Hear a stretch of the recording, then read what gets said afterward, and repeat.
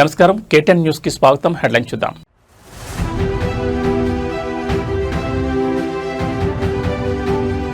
రంపచోడవరంలో CM Chandrababu, మంత్రి లోకేష్ సందడి. Mega PTM 4.0లో ప్రత్యక్ష హాజరు.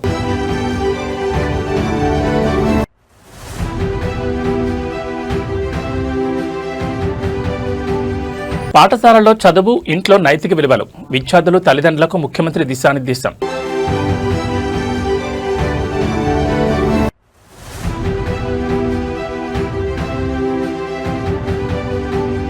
పట్నం రుక్కమమ్మ మృతి పట్ల తీవ్ర సంతాపం. బంజారాహిల్స్ నివాసంలో ప్రముఖుల నివాళులు.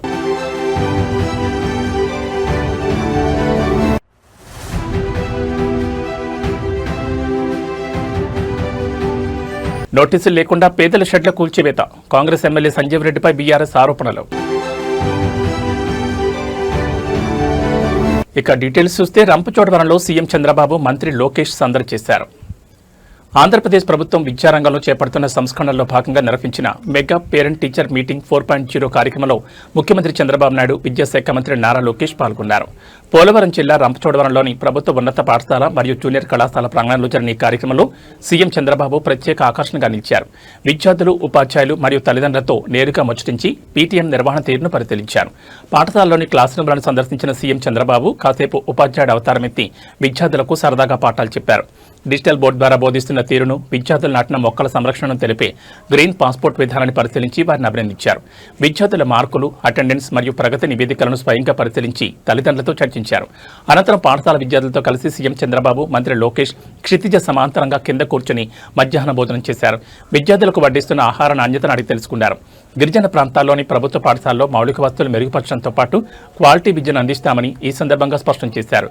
సీఎం చంద్రబాబు, మంత్రి లోకేష్ల పర్యటనతో రంపచోడవరం విద్యార్థులు, తల్లిదండ్రుల్లో కొత్త ఉత్సాహం వ్యక్తమైంది.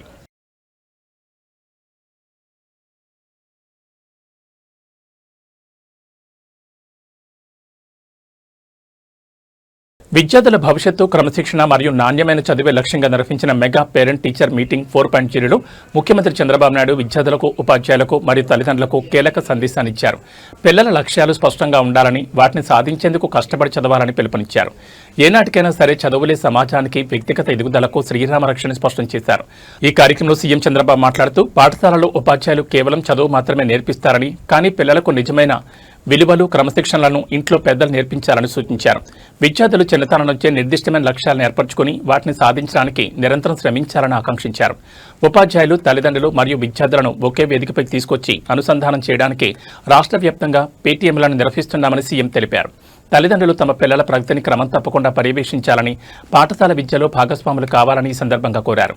విద్యారంగంలో ప్రభుత్వం తెస్తున్న ఈ మార్పులు, సీఎం ఇచ్చిన దిశానిర్దేశం పట్ల విద్యార్థులు మరియు వారి తల్లిదండ్రులు హర్షం వ్యక్తం చేస్తున్నారు.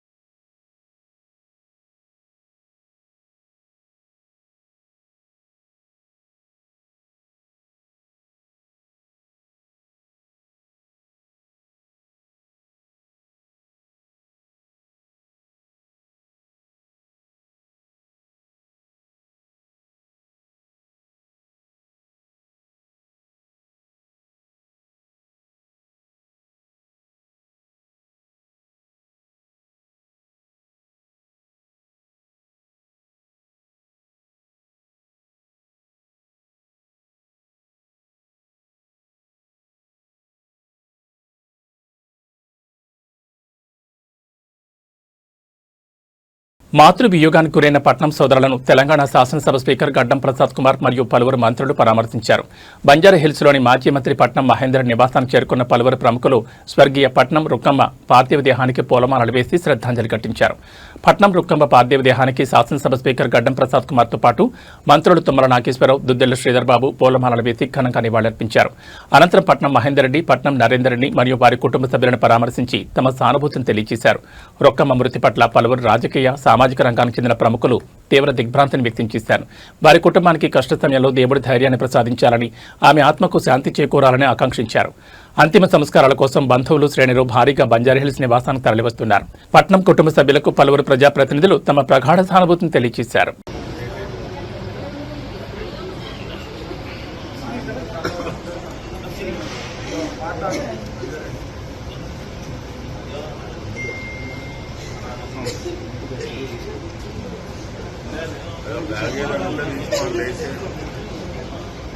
ఏడేస్తారు అవి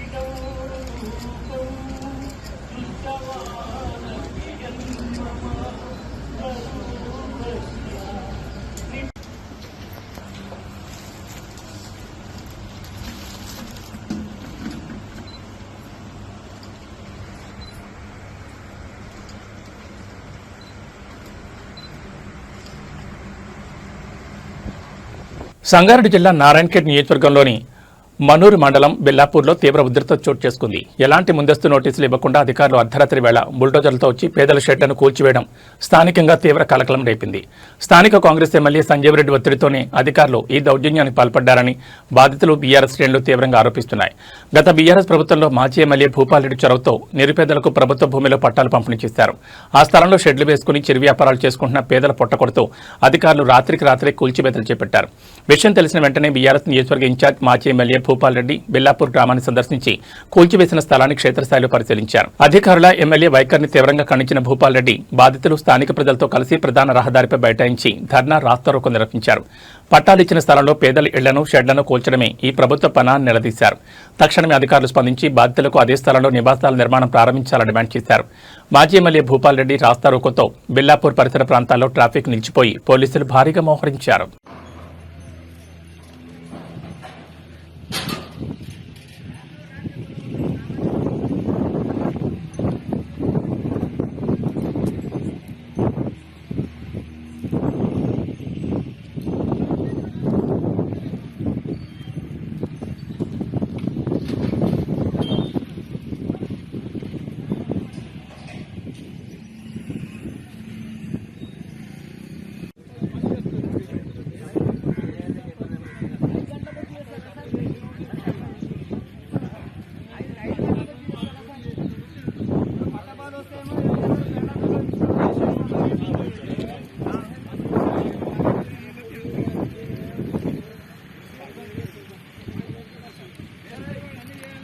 దేశవ్యాప్తంగా కలకలం రేపిన నీట్ పేపర్ లీకేజ్ ఘటనపై కఠిన చర్యలు తీసుకుంటామని హామీ ఇస్తూ ప్రధాని నరేంద్ర మోడీ విడుదల చేసిన వీడియోకు దేశ యువత నుంచి విశేష స్పందన లభించింది. ఈ క్రమంలో ప్రధాని మోడీ తన ఇన్స్టాగ్రామ్ ఖాతాలో మరొక కొత్త వీడియోను విడుదల చేస్తూ దేశ యువతకు ప్రత్యేకంగా ధన్యవాదాలు తెలియజేశారు. సోషల్ మీడియా వేదికగా యువత అందించిన ఆలోచనాత్మక సూచనలకు, తనపై చూపించిన అపారమైన ప్రేమకు ప్రధాని మోడీ ఈ వీడియో ద్వారా కృతజ్ఞతలు తెలిపారు. మీ నమ్మకమే నా అతిపెద్ద బలమని వ్యాఖ్యానిస్తూ లక్షలాది మంది విద్యార్థులు, యువత వ్యక్తం చేసిన అభిప్రాయాలు, నమ్మకం ప్రభుత్వానికి మరింత బాధ్యతను పెంచాయని పేర్కొన్నారు. పరీక్షల నిర్వహణలో పారదర్శకతను కాపాడేందుకు ప్రభుత్వం కట్టుబడిందని, అక్రమాలకు పాల్పడిన వారిపై రాజీలేని పోరాటం కొనసాగుతుందని ప్రధాని పునరుద్ఘాటించారు. యువత భవిష్యత్తు ఆడుకునే వారిని వదిలిలేదని, ప్రతి ఒక్క విద్యార్థికి న్యాయం జరిగేలా చర్యలుంటాయని మోదీ స్పష్టం చేశారు. ప్రధాని మోడీ ఇన్స్టాగ్రామ్ వీడియో ప్రస్తుతం నెట్టింట విపరీతంగా వైరల్ అవుతుండగా యువత నుంచి భారీగా లైకులు, కామెంట్లు వ్యక్తమవుతున్నాయి. Thank you friends. कल देर रात आपसे मिलने का मौका मिल गया। मेरे जो वीडियो पोस्ट किया था उसको जिस प्रकार से आपने रिस्पॉन्ड किया, सकारात्मक सुझाव दिए, थैंक्स टू एवरीबॉडी। ये आपका प्यार बना रहेगा, हमारा नाता और अधिक सक्रियता से जुड़ता रहेगा। थैंक यू दोस्तों। హోదా ఎంత పెద్దదైనా పిల్లల పెంపకంలో తండ్రి బాధ్యత అత్యంత కీలకమని నిరూపించారు పార్వతీపురం మన్యం జిల్లా collector doctor N Prabhakar Reddy. స్థానిక డీవీఎం పాఠశాలలో నిర్వహించిన పేరెంట్స్ టీచర్స్ మీటింగ్కు ఆయన ఎలాంటి ప్రోటోకాల్ ఆర్భాటాలు లేకుండా సాధారణ తండ్రిలా హాజరయ్యారు. కలెక్టర్ హోదాను పక్కన పెట్టి ఒక సామాన్య పౌరుల క్యూలో నిలబడి తన కుమారుడి విద్యా ప్రగతిని అడిగి తెలుసుకోవడం అందరినీ ఆకట్టుకుంది. డీవీఎం పాఠశాలలో చదువుతున్న తన కుమారుడు క్రిష్ ధరణ్ రెడ్డి తరగతి గదికి వెళ్లిన కలెక్టర్ ప్రభాకర్ రెడ్డి ఉపాధ్యాయులతో నేరుగా ముచ్చటించారు. బాబు చదువులో ఎలా రాణిస్తున్నాడు, అటెండెన్స్ ప్రవర్తన ఎలా ఉందనే విషయాలను టీచర్లను అడిగి తెలుసుకున్నారు. రోజు జిల్లా పరిపాలనలో బిజీగా ఉండే ఐఏఎస్ అధికారి ఇలా స్కూల్ పీటీఎంకి రావడం చూసి ఉపాధ్యాయులు, ఇతర విద్యార్థుల తల్లిదండ్రులు ఆశ్చర్యపోయారు. ఈ సందర్భంగా కలెక్టర్ మాట్లాడుతూ సమాజంలో ఎంతటి ఉన్నత పదవిలో ఉన్నప్పటికీ పిల్లల భవిష్యత్తును తీర్చిదిద్దడంలో తండ్రిగా తన బాధ్యతను మర్చిపోకూడదని పేర్కొన్నారు. ప్రతి ఒక్క తల్లిదండ్రులు క్రమం తప్పకుండా పీటీఎంలకు హాజరై పిల్లల చదువులను పర్యవేక్షించాలని పిలుపునిచ్చారు. కలెక్టర్ చూపిన ఈ చొరవపై నెటిజన్లు, స్థానికులు ప్రశంసల వర్షం కురిపిస్తున్నారు. పార్వతీపురం డీవీఎం స్కూల్లో ఆవిష్కృతమైన ఈ దృశ్యం ప్రస్తుతం సోషల్ మీడియాలో బాగా వైరల్ అవుతోంది.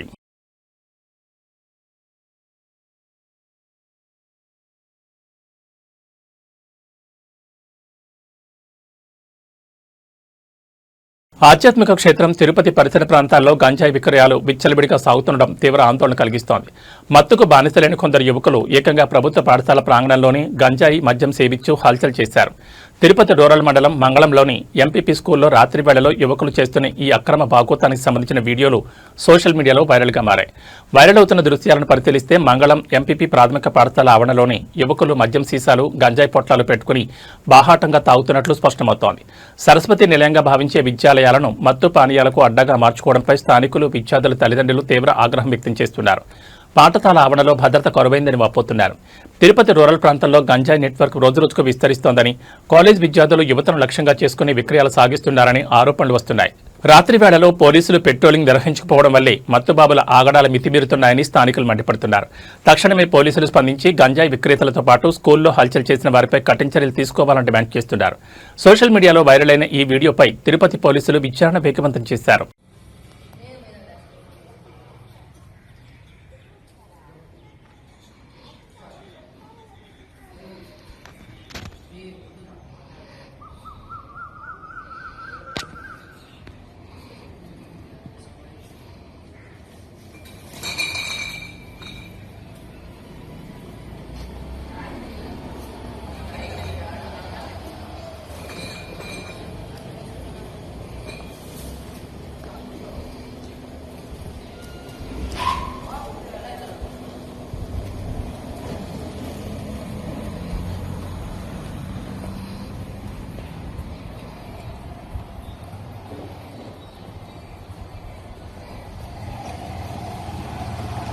Yeah.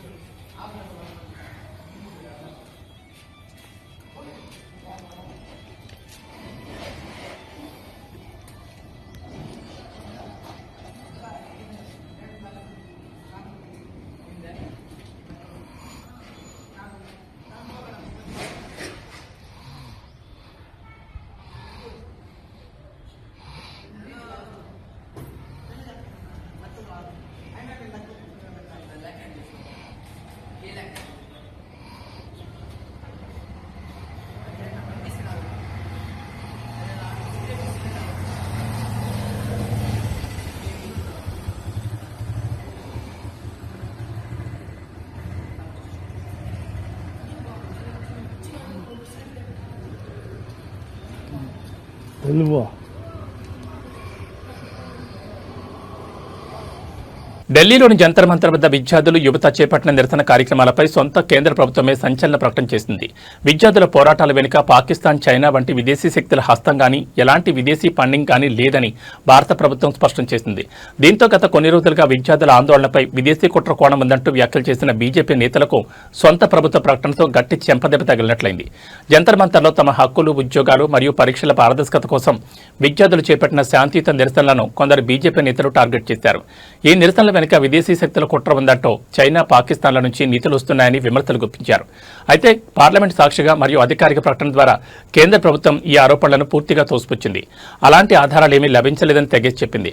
కేంద్రం ఇచ్చిన స్పష్టతతో విద్యార్థి సంఘాలు, ప్రతిపక్షాలు తీవ్రస్థాయిలో ధ్వజమెత్తుతున్నాయి. తమ న్యాయమైన డిమాండ్లను పక్కదారి పట్టించేందుకే బీజేపీ నాయకులు దేశద్రోహం రంగు పూసేందుకు ప్రయత్నించారని మండిపడుతున్నారు. నిరూపణ లేని ఆరోపణలు చేసిన నేతలు తక్షణమే దేశ యువతకు, విద్యార్థులకు క్షమాపణ చెప్పాలని డిమాండ్ చేస్తున్నారు. జంతర్ మంతర్ నిరసనలపై కేంద్ర ప్రభుత్వం క్లారిటీతో ఇప్పుడు జాతీయ స్థాయిలో రాజకీయ వాతావరణం మరింత వేడెక్కింది.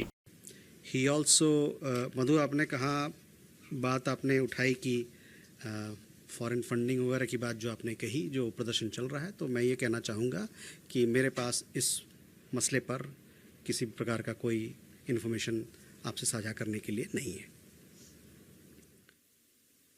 శ్రీకాకుళం జిల్లా రణస్థలం వద్ద తీవ్ర రాజకీయ ఉద్రిక్తత చోటు చేసుకుంది. మాజీ మంత్రి డాక్టర్ సీదిరి అప్పలరాజు అక్రమ అరెస్టు నిరసిస్తూ ఆయన కుటుంబ సభ్యులకు సంఘీభావం తెలిపేందుకు నరసన్నపేటకు బయలుదేరిన వైఎస్ఆర్సీపీ ముఖ్య నాయకులను పోలీసులు మార్గమధ్యంలోనే అడ్డుకున్నారు.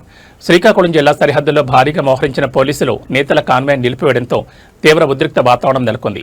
వైఎస్ఆర్సీపీ రీజనల్ కోఆర్డినేటర్, మాజీ ఉప ముఖ్యమంత్రి బోడి ముత్యాలనాయుడు, శ్రీకాకుళం పార్లమెంటు పార్టీ పరిశీలకులు ఎమ్మెల్సీ డాక్టర్ కుంభ రవిబాబు మరియు మాజీ ఎమ్మెల్యే గొర్లె కిరణ్ కుమార్లను పోలీసులు రణస్థలం వద్ద అడ్డుకున్నారు. జిల్లాలోకి వెళ్లడానికి ఎలాంటి అనుమతులు లేవని పోలీసులు స్పష్టం చేయడంతో వైఎస్ఆర్సీపీ నేతలు, కార్యకర్తలు పోలీసులతో తీవ్ర వాగ్వాదానికి దిగారు. పరామర్శలకు వెళ్తున్న తమను ఏ ప్రాతిపదికన అడ్డుకుంటారంటూ నిలదీశారు. కూటమి ప్రభుత్వం కక్షపూరితంగానే వైఎస్ఆర్సీపీ నాయకులను అరెస్టులు చేస్తోందని, ప్రశ్నించే గొంతులను నొక్కేసేందుకు పోలీసులను ఆయుధంగా వాడుకుంటోందని వైఎస్ఆర్సీపీ నేతలు మండిపడ్డారు. రణస్థలం వద్ద రోడ్డుపైనే బైఠాయించి ప్రభుత్వానికి వ్యతిరేకంగా నినాదాలు చేశారు. దీంతో రంగంలో దిగిన పోలీసులు పలువురు నేతలను, శ్రేణులను అదుపులోకి తీసుకున్నారు. రణస్థలం వద్ద వైఎస్ఆర్సీపీ నేతల అరెస్టులతో శ్రీకాకుళం జిల్లా వ్యాప్తంగా రాజకీయ వేడి మరింత రాజుకుంది.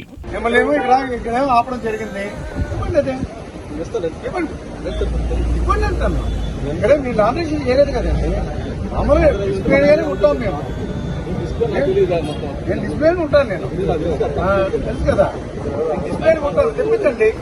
ఎక్కడైతే మనం ఆఫ్ చేస్తారో చూపించండి. ఈ కారణం వల్ల మిమ్మల్ని విజ్ఞప్తి చేస్తున్నాము.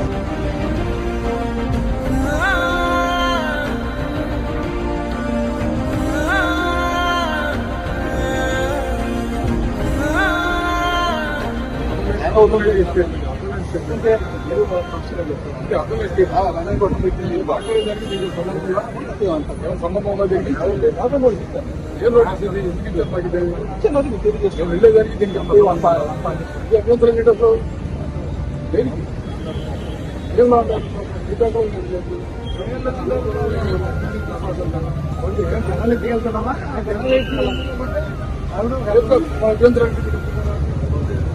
దేశవ్యాప్తంగా సంచలనం సృష్టించిన 2024 నీట్ యూజీ పేపర్ లీకేజ్ కేసులో కేంద్ర దర్యాప్తు సంస్థ సీబీఐ బిగ్ షాకింగ్ నిర్ణయం తీసుకుంది. బీహార్లో ప్రశ్నాపత్రాల దొంగతనం, పంపిణీలో ప్రధాన సూత్రధారిగా ఆరోపణలు ఎదుర్కొన్న సంజీవ్ కుమార్ అలియాస్ సంజీవ్ ముఖియాకు సీబీఐ క్లీన్ చిట్ ఇచ్చింది. ఈ కేసులో ఇతర 45 మంది నిందితులపై ఛార్జ్షీట్ దాఖలు చేసిన దర్యాప్తు సంస్థ సంజీవ్ ముఖియాకు వ్యతిరేకంగా తగిన ఆధారాలు లభించలేదని స్పష్టం చేయడం తీవ్ర వివాదాస్పదంగా మారింది. పాట్నా కేంద్రంగా సాగిన ఈ భారీ పేపర్ లీకేజ్ స్కామ్లో ముఠా నాయకుడిగా సంజీవ్ ముఖియా పేరును ప్రారంభంలోనే పోలీసులు, దర్యాప్తు సంస్థలు వెల్లడించాయి. సుదీర్ఘ విచారణ అనంతరం సీబీఐ 45 మందిపై సమగ్ర ఛార్జ్షీట్ను సమర్పించింది. అయితే పేపర్ లీక్ నెట్వర్క్ను నడిపినట్లు భావించిన సంజీవ్ ముఖ్య ప్రమేయానికి సంబంధించి పక్కా ఆధారాలు సేకరించలేకపోయామని సీబీఐ తెలపడం అందరినీ ఆశ్చర్యానికి గురిచేసింది. సీబీఐ నిర్ణయంపై దేశవ్యాప్తంగా విద్యార్థులు, అభ్యర్థులు మరియు విపక్షాలు తీవ్ర ఆగ్రహం వ్యక్తం చేస్తున్నాయి. ఒకవైపు ప్రధాని మోడీ, మరోవైపు కేంద్ర ప్రభుత్వం లీకేజీలపై కఠిన చర్యలు ఉంటాయని ప్రకటనలు ఇస్తూ మరోవైపు ప్రధాన సూత్రధారులకు క్లీన్ చిట్ ఇస్తే దర్యాప్తు పారదర్శకతను ఎలా నమ్మాలని నిలదీస్తున్నారు. అసలైన నిందితులను కాపాడే యత్నం జరుగుతోందని మండిపడుతున్నారు. నీట్ పేపర్ లీకేజ్ దర్యాప్తులో సీబీఐ ఇచ్చిన క్లీన్ చిట్తో ఈ వ్యవహారం మళ్లీ సుప్రీంకోర్టు దృష్టికి మరియు రాజకీయ వేదికలకు వెళ్లే అవకాశం కనిపిస్తోంది.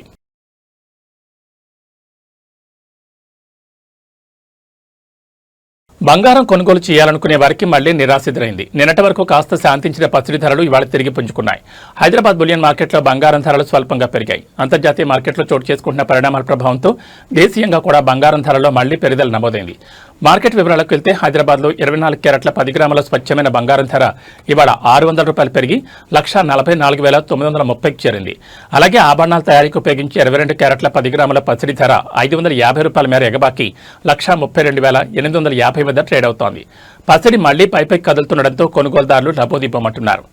తెలుగు రాష్ట్రాల్లోని ప్రధాన నగరాలను బట్టి స్థానిక పన్నుల ఆధారంగా ఈ రేట్లలో స్వల్ప తేడాలుండే అవకాశం ఉంది.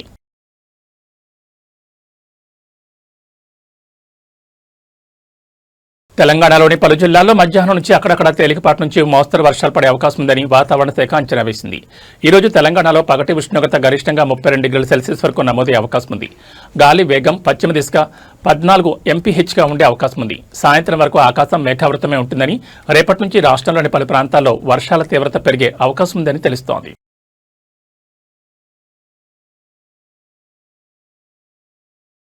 ఇవి బులెటిన్ విశేషాలు. నమస్కారం.